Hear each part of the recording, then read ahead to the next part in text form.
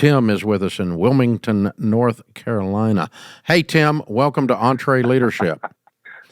Hey, Dave, how are you? Better than I deserve, sir. I am the owner-operator of an on-site furniture repair company. I've got 2 guys working for me. This is my first full year in business, and top line was, I want to say, right around 190 this year. Mm-hmm. One employee started in May. The last one started in November, so I still don't have a full year of employees under my belt. Mm-hmm. And my question is, how do I deal with fear about, the unknown day-to-day things of running a business and not letting an attitude of scarcity kind of overtake me and adopt an attitude of abundance instead of living in fear? Well, my dad used to say 90% of solving a problem is realizing there is one. And the very fact that you can vocalize this means you've already started to attack what you're dealing with before you even call me. So it is normal to have these, John Johnson, the famous quote is, the entrepreneur is the only person who can go from sheer terror to sheer exhilaration and back every 24 hours. I heard you say that not too long ago on a show, and I was like, I identify I'm with that guy. Yeah, we all are. I mean, it's a normal thing. The only thing that helps fear go away is a more predictable environment, right? And the more predictable environment comes from a couple of things.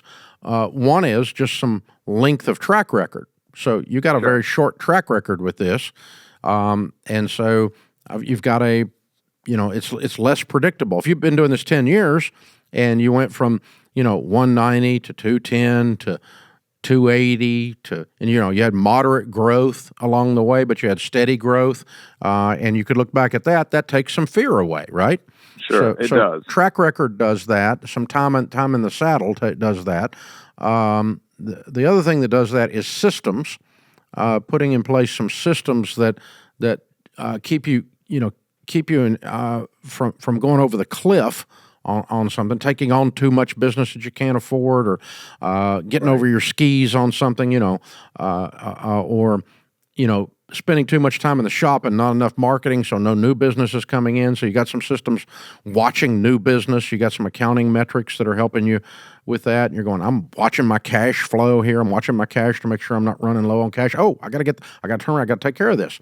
And making sure expenses don't get out of control, that you don't have something that you end up selling some of your services at a loss because you're not paying attention to pricing and versus your cost to do that particular service on the repair, those kinds of things. So they don't have to be complicated systems, but just something that keeps your finger on the pulse of more than just working on the furniture.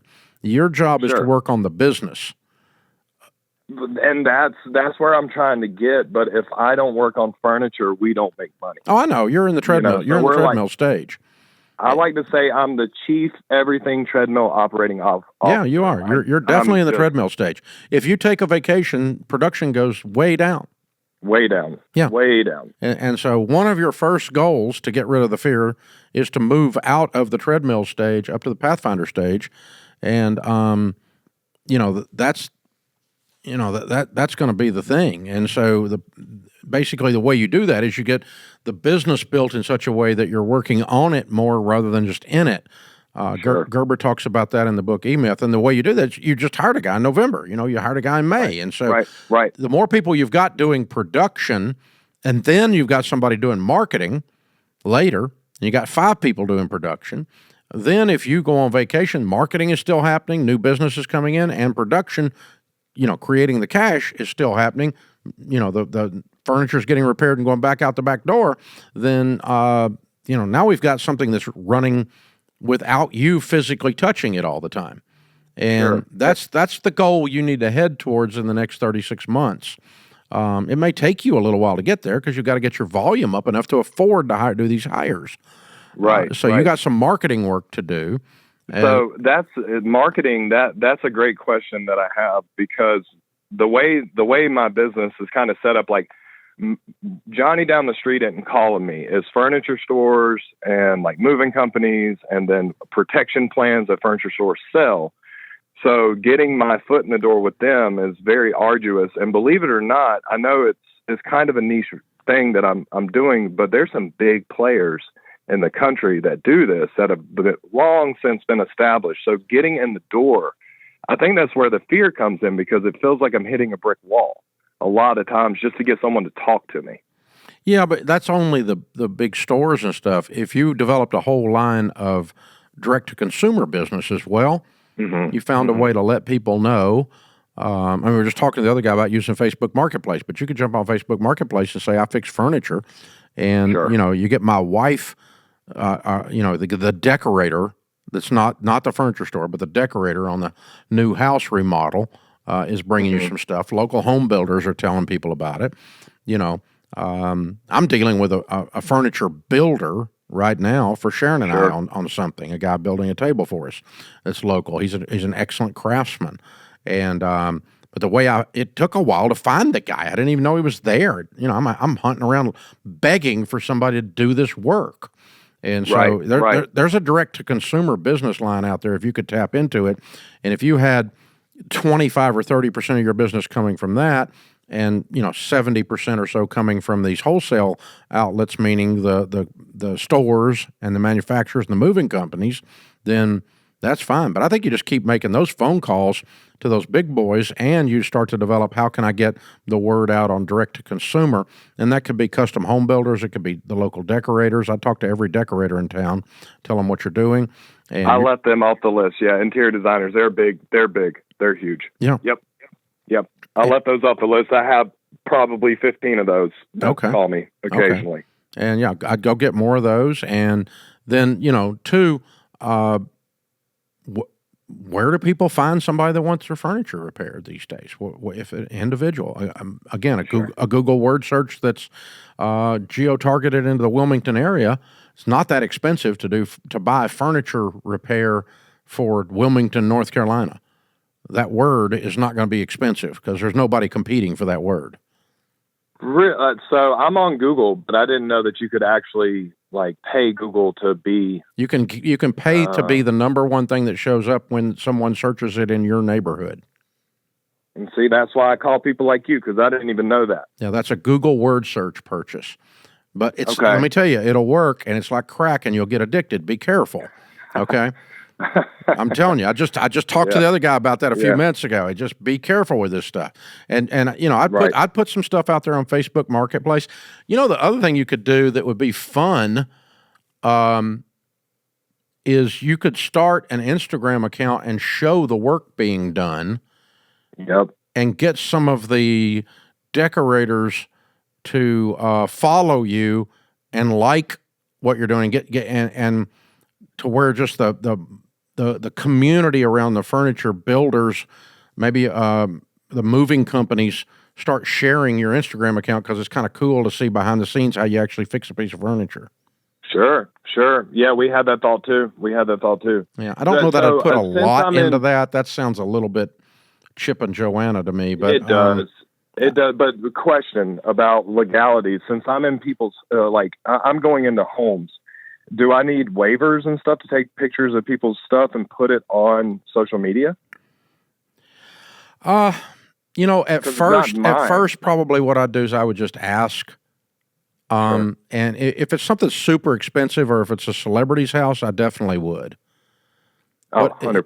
If it's Joe Smith down the road and you're fixing his freaking kitchen table, hey, Joe, can I put this on my Instagram account? Yeah, I'd go ahead.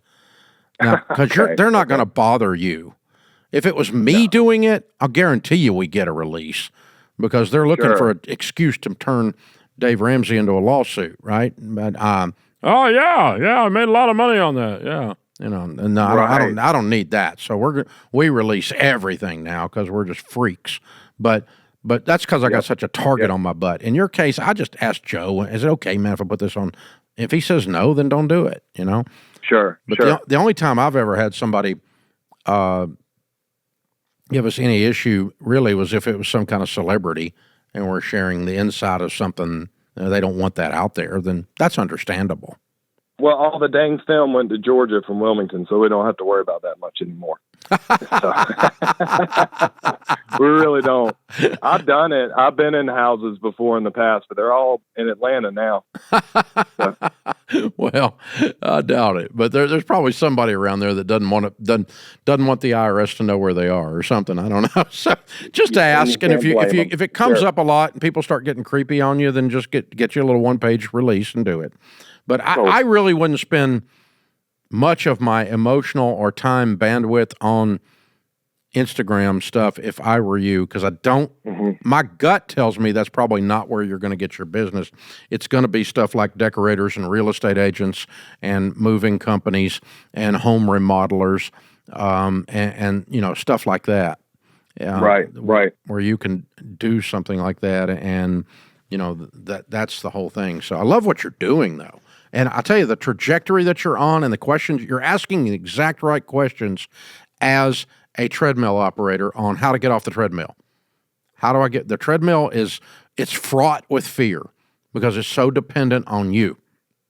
And when you can get off the treadmill and move up to Pathfinder, where the whole business doesn't count on you for revenue and for production, then you've really made a huge move emotionally in your business.